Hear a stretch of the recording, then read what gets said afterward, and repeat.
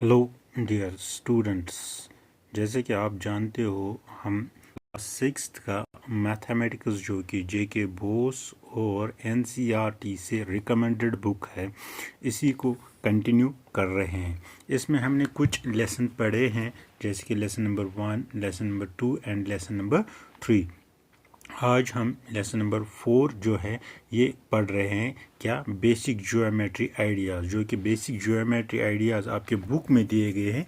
इसी का 4.1 जो एक्सरसाइज हैं, इसमें भी हमने क्वेश्चन 1, 2 एंड 3 ऑलरेडी किए हुए हैं। आज हम क्वेश्चन नंबर 4 की तरफ जाएंगे, या क्वेश्चन नंबर 4 को आज पढ़ेंगे हम। तो ये क्वेश्चन क्या लिखता है, ये क्वेश्चन क्या लिखता है, देखो। How many lines can pass through a one given point. ये बोलता है कि कितने लाइन्स एक गिवन पॉइंट से पास हो जाएंगे। इसका दूसरा पार्ट है 2 गिवन पॉइंट्स।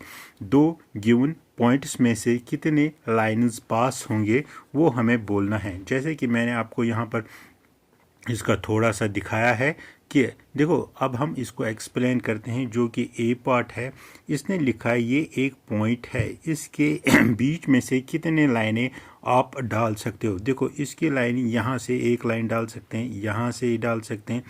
इस तरह हम बहुत सारी लाइनें, अगर आप देखोगे, डाल सकते हो। दैट मीन्स हम काउंटलेस, या जिसे हम इन्फिनिटी बोलते हैं, इतने लाइन्स एक पॉइंट के बीच में डाल सकते हैं, या एक पॉइंट से लेके डाल सकते हैं। इसका मतलब है जो ए पार्ट है, इसका आंसर है काउंटलेस या इन्फिनिटी, जिसे हम बोलते हैं। इसका मतलब है कि एक पॉइंट से हम कितने लाइन डाल सकते हैं। ये एक पॉइंट है, इस तरह हमने दिखाया कि हम इसमें से इन्फिनिटी लाइन्स डाल सकते हैं। ये आपको समझ में आया ही होगा, तो ये इतना मुश्किल भी नहीं है। अब इसका दूसरा पार्ट जो है, 2 पॉइंट्स, ये तो एक पॉइंट होता है, ये दूसरा पॉइंट होता है। That is point A and this is the point B. इनके बीच में आप कितने लाइनें डाल सकते हो। देखो, इनके बीच में हम सिर्फ एक ही लाइन डाल सकते हैं, ये वो है। अगर हम ए के बीच, अगर हम इसके ऊपर दूसरी, वो भी यही लाइन, तीसरी, चौथी, हाँ, हम इस तरह नहीं डाल सकते हैं, क्योंकि यहाँ पर कोई और है, इस तरह नहीं डाल सकते हैं। इसका मतलब है 2 पॉइंटों के बीच में हम सिर्फ एक लाइन डाल सकते हैं। ये पॉइंट ए, ये पॉइंट ए एंड ये पॉइंट बी। दैट मीन्स ये पॉइंट ए होता है, ये पॉइंट बी होता है। तो इनके इस तरह हम सिर्फ जस्ट ओनली 1 लाइन हम डाल सकते हैं। तो इसका मतलब है ए पार्ट को याद रहा आपको, countless. That means infinity lines हम पॉइंट ए के बीच में डाल सकते हैं, लेकिन पॉइंट बी के बीच में हम सिर्फ एक लाइन डाल सकते हैं। अब क्वेश्चन नंबर 5 है। क्वेश्चन नंबर 5 जो है, इसको आप पहले पढ़िए कि draw a rough figure. That means आपको एक फिगर डालनी है, and label stability each. That means हर कोई पॉइंट जो है इसने दिया है, हर कोई क्वेश्चन, इसे आप एक्सप्लेन करना है। देखो, हम सिंपली इसका पहला पॉइंट लेते हैं। Point P lies on A B. देखो, ये पॉइंट ए है, ये पॉइंट बी है, इनके बीच में हम लाइन डाल दे दें। That means this is point A and this is point B. अब क्या बोलता है, P lies on this. That means यहाँ पर हम डालेंगे एक पॉइंट जिसका नाम हम P रखेंगे। इसी का मतलब है कि point P lies on A B line. That means कि हम दोबारा मैं आपको ये दिखाऊंगा, ये आसान है। क्या है ये? आसान है। इसमें आपको क्या करना है, पॉइंट ए यहाँ पर लिखना है इस तरह, और उसके बाद एक लाइन डालनी है, यहाँ पर पॉइंट बी लिखेंगे, और इनके बीच में यहाँ पर पॉइंट पी डालेंगे। ये हमारी डायग्राम बन जाएगी। अब इसका और एक पार्ट है, that is B part, X Y and P Q. देखो, ये ऊपर दिया गया है इस तरह, ये जो ऊपर इसने ये सिंबल दिया है, ये लाइन का सिंबल होता है।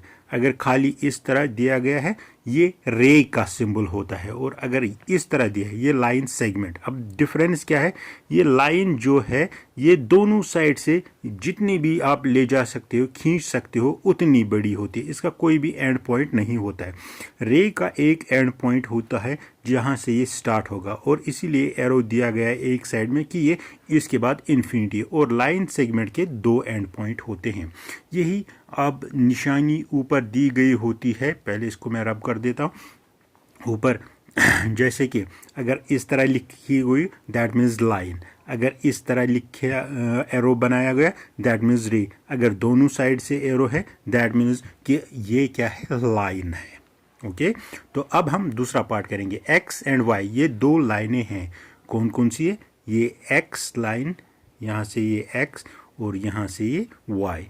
क्या बोलता है, P and Q intersect at M, इसके बीच में आपको डालनी है दूसरी line that is P and Q, और जहाँ ये इंटरसेक्ट यहाँ एक दूसरे को काटते हैं, इस पॉइंट को आपको नाम M रखना है। यही बोलता है X एंड Y एक लाइन है कि जो कि जिसे काटता है P एंड Q दूसरी लाइन, और जो पॉइंट इनको इंटरसेक्ट या काटता है उस पॉइंट का नाम M रखना है। तो ये भी आसान सा क्वेश्चन था, तो जो आपने किया, जो आपने समझ लिया और किया है। उसके बाद और एक क्वेश्चन है, line L contains EF but not D। देखो अब थोड़ा सा दैट इज ये लाइन, एक मिनट पहले हम इसे रब करते हैं, ये बीच में रहेगा। हाँ, क्या है, ये लाइन एक है, इसका लाइन का नाम दिया गया है L। क्या लाइन का नाम दिया गया है L, and contains E and F, that means इसके ऊपर दो पॉइंट्स है, यहाँ पर E और यहाँ पर F, या आप पॉइंट भी बना लोगे तो इस तरह सॉरी, यहाँ पर एक पॉइंट बना लो और यहाँ पर एक, इस पॉइंट का नाम E है, इस पॉइंट का नाम F है, बट नॉट D। D आप यहाँ पर भी डाल सकते, दैट मीन्स कि D जो है ये इस लाइन के ऊपर नहीं आना चाहिए, किस लाइन के, L। तो मैं आपको दोबारा बोल देता हूँ कि इसने लिखा है एक लाइन है जो क्या लाइन है, L है, इस लाइन का नाम क्या है, L, और L के ऊपर दो पॉइंट्स है, एक तो E, यहाँ पर आप E और यहाँ पर आप F, but not D। D यहाँ पर लिखो, यहाँ पर लिखो, यहाँ पर लिखो, लेकिन इस लाइन के ऊपर आपको D नहीं डालनी है, बस इतना ख्याल रखना है, बाकी जहाँ पर भी डालोगे वहाँ पर। उसके बाद OP and OQ meets eight O।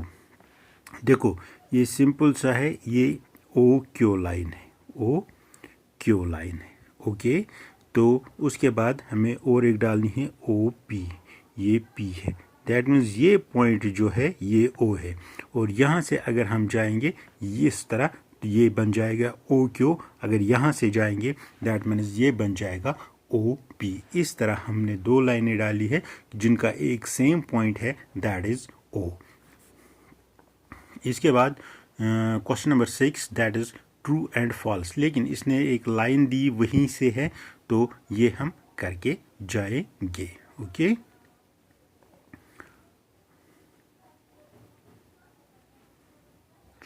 Sorry